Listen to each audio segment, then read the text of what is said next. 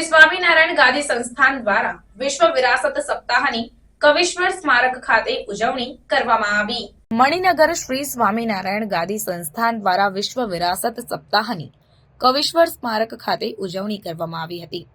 કવિશ્વર દલપતરામે 1858માં પ્રસિદ્ધ કરેલ શહેરના સુધારા વિશે નિબંધની નવી સંવર્ધિત આવૃત્તિનું શ્રી સ્વામિનારાયણ ગાદી સંસ્થાનના આચાર્ય જીતેન્દ્ર પ્રિયદાસજી સ્વામીજી મહારાજ દ્વારા લોકાર્પણ કરવામાં આવ્યું હતું।